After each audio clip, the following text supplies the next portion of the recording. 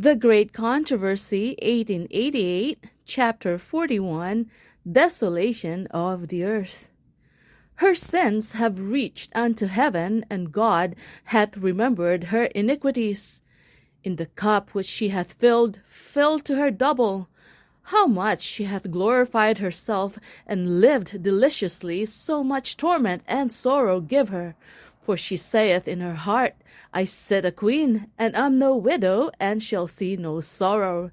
Therefore shall her plagues come in one day, death and mourning and famine, and she shall be utterly burned with fire.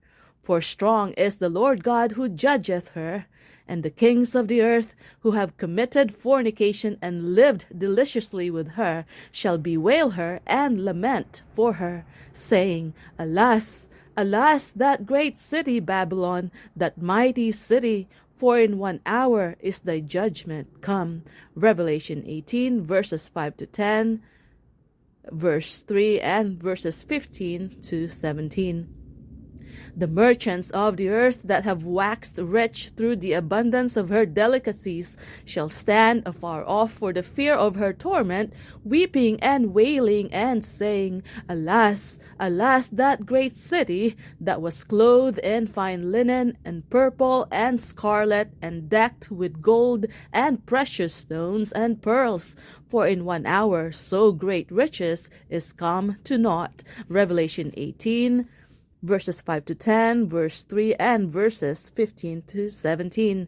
Such are the judgment that fall upon Babylon in the day of the visitation of God's wrath. She has filled up the measure of her iniquity. Her time has come. She is ripe for destruction. When the voice of God turns the captivity of his people, there is a terrible awakening of those who have lost all in the great conflict of life. While probation continued, they were blinded by Satan's deceptions, and they justified their course of sin. The rich prided themselves upon their superiority to those who were less favored, but they had obtained their riches by violation of the law of God. They had neglected to feed the hungry, to clothe the naked, to deal justly, and to love mercy. They had sought to exalt themselves and to obtain the homage of their fellow creatures.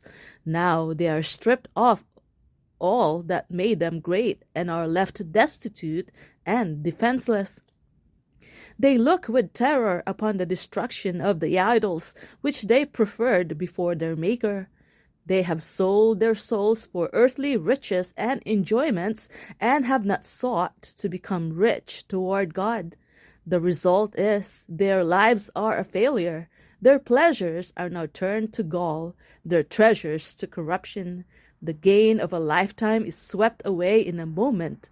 The rich bemoan the destruction of their grand houses, the scattering of their gold and silver, but their lamentations are silenced by the fear that they themselves are to perish with their idols. The wicked are filled with regret, not because of their sinful neglect of God and their fellow men, but because God has conquered. They lament that the result is what it is, but they do not repent of their wickedness. They would leave no means untried to conquer if they could. The world see the very class whom they have mocked and derided and desired to exterminate pass unharmed through pestilence, tempest, and earthquake.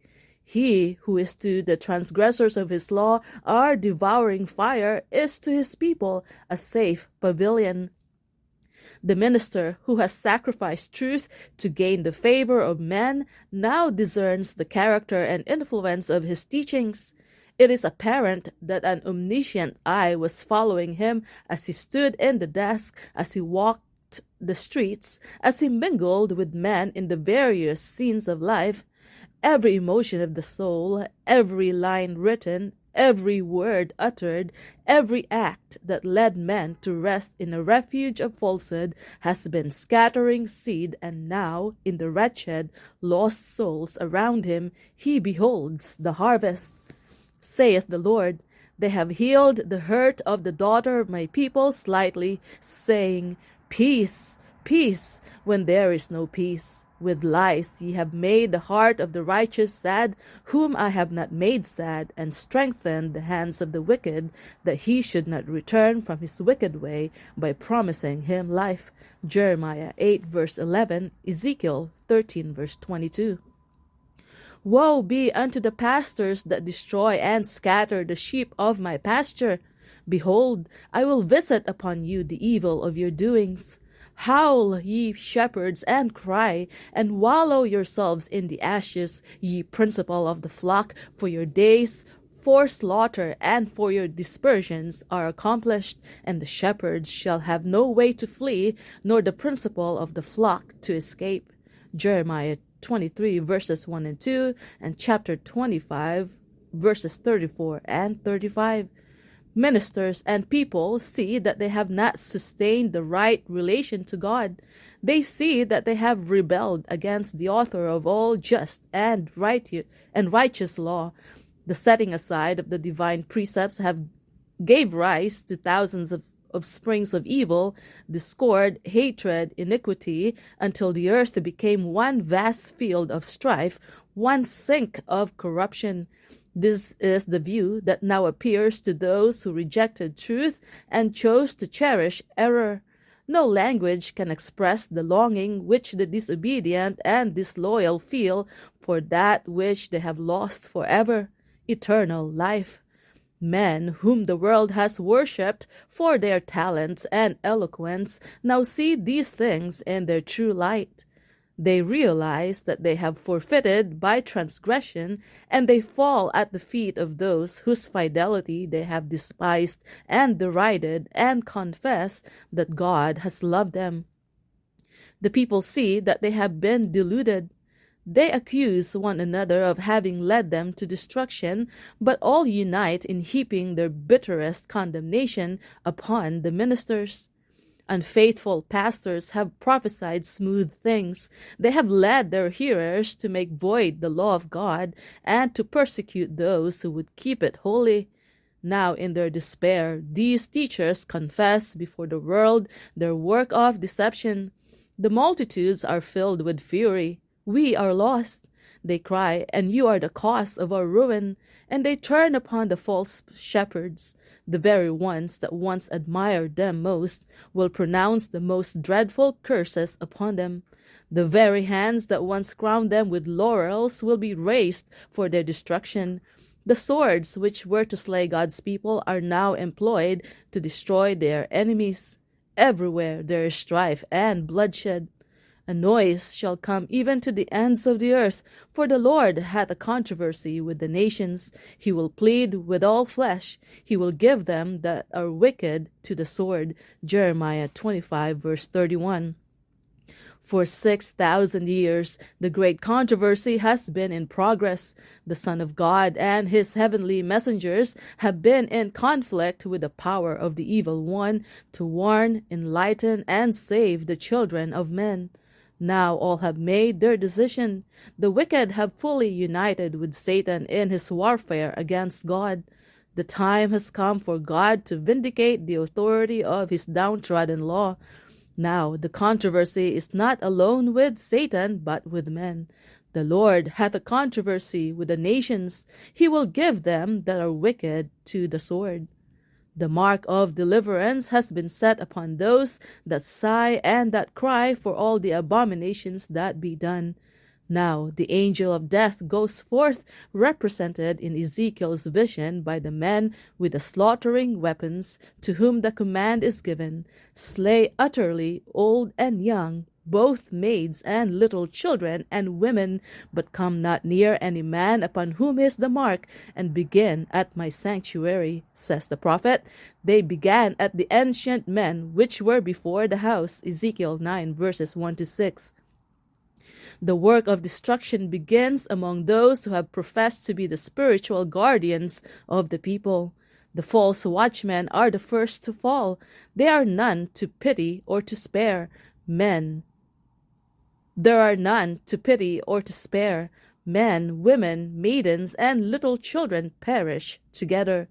The Lord cometh out of his place to punish the inhabitants of the earth for their iniquity. The earth also shall disclose her blood, and shall no more cover her slain. Isaiah 26 verse 21. And this shall be the plague wherewith the Lord will smite all the people that have fought against Jerusalem.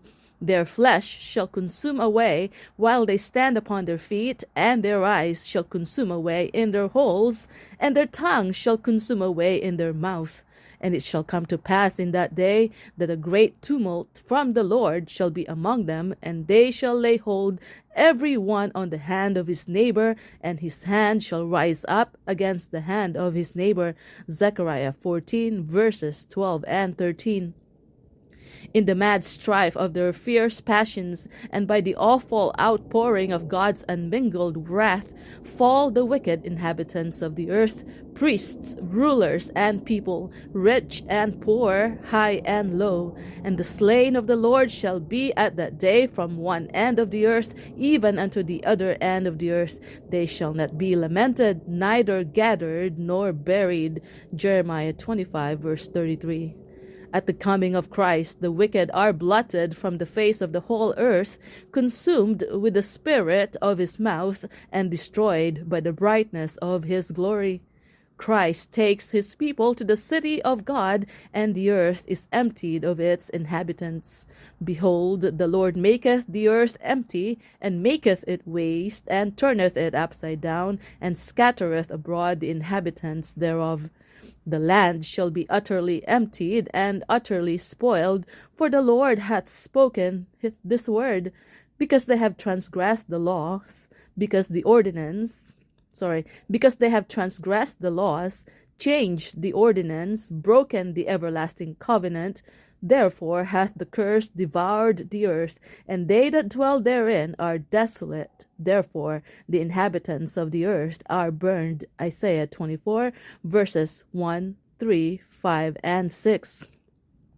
The whole earth appears like a desolate wilderness, the ruins of cities and villages destroyed by the earthquake, uprooted trees, ragged rocks thrown out by the sea or torn out of the earth itself are scattered over its surface, while vast caverns mark the spot where the mountains have been rent from their foundations.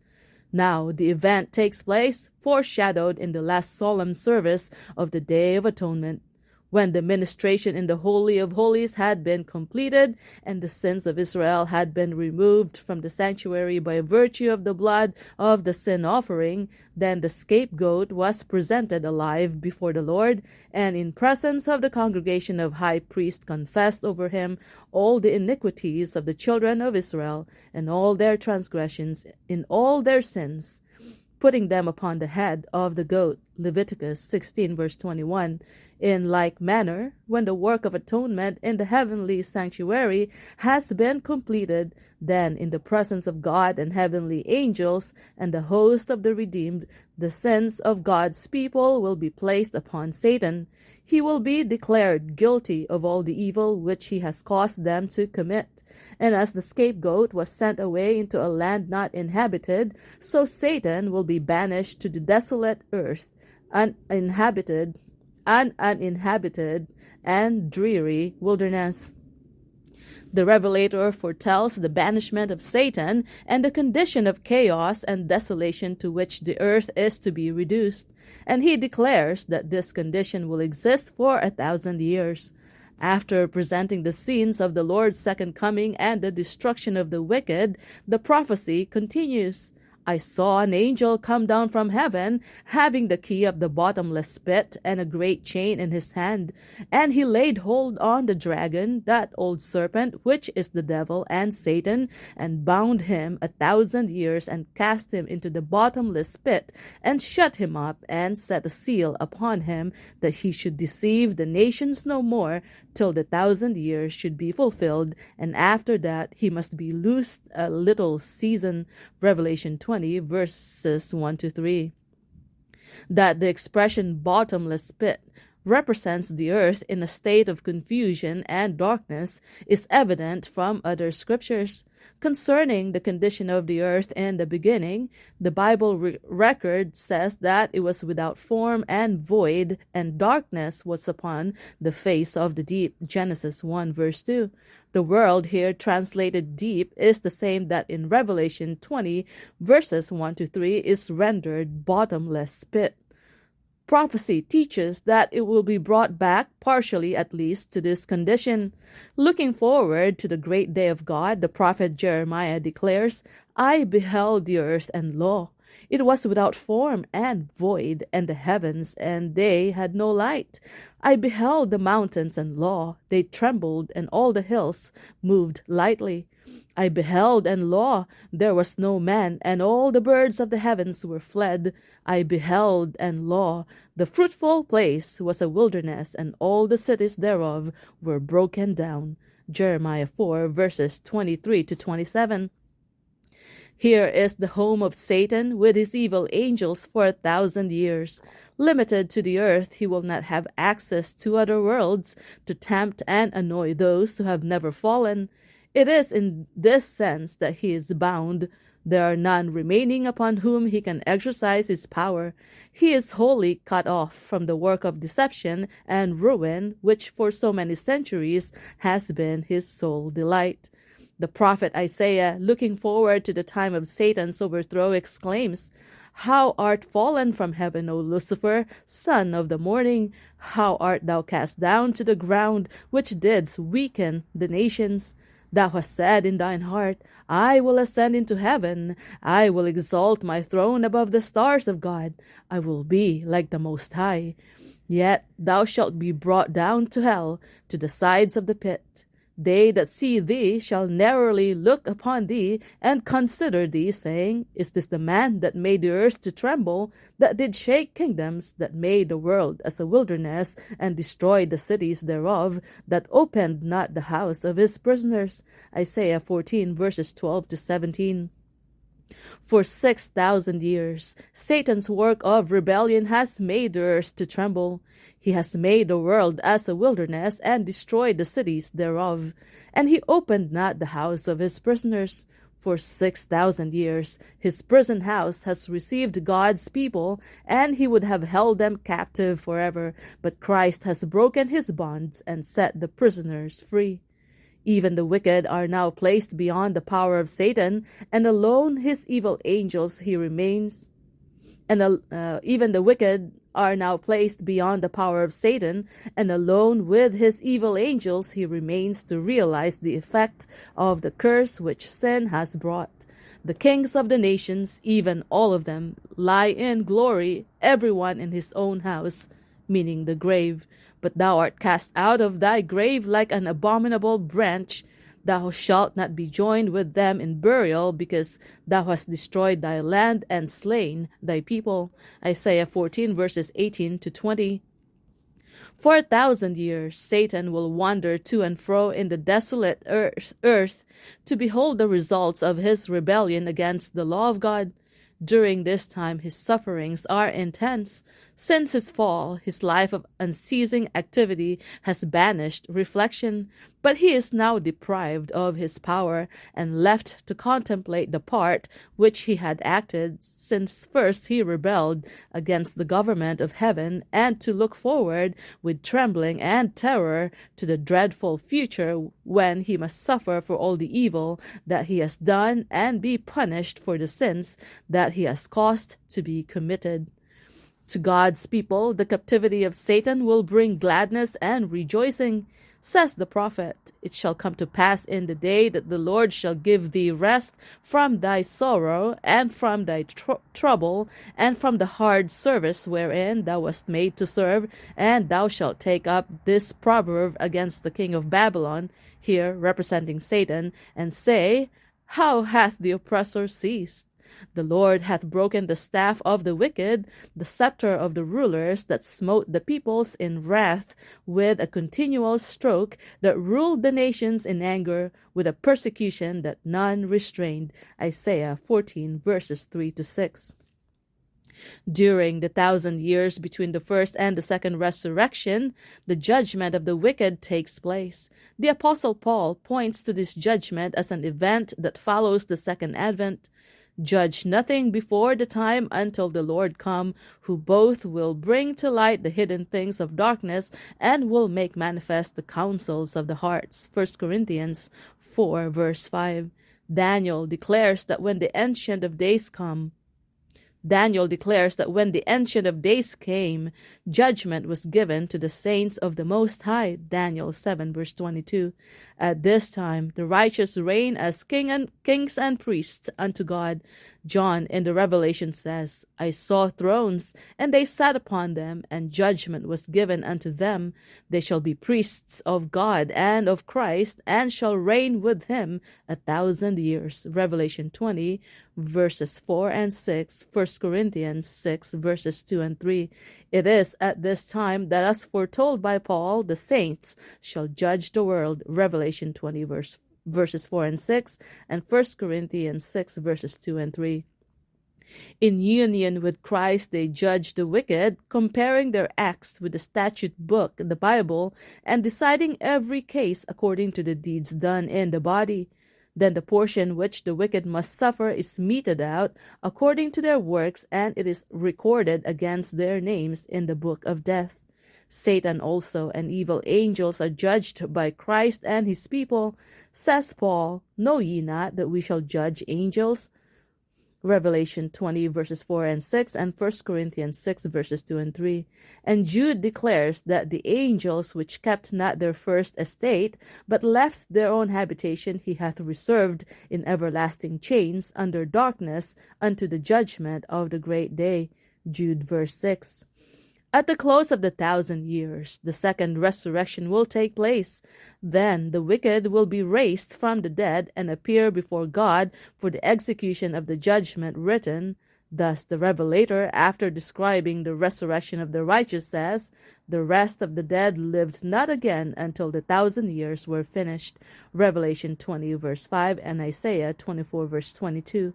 And Isaiah declares concerning the wicked, They shall be gathered together as prisoners are gathered in the pit, and shall be shut up in the prison, and after many days shall they be visited. Revelation 20 verse 5 and Isaiah 24 verse 22.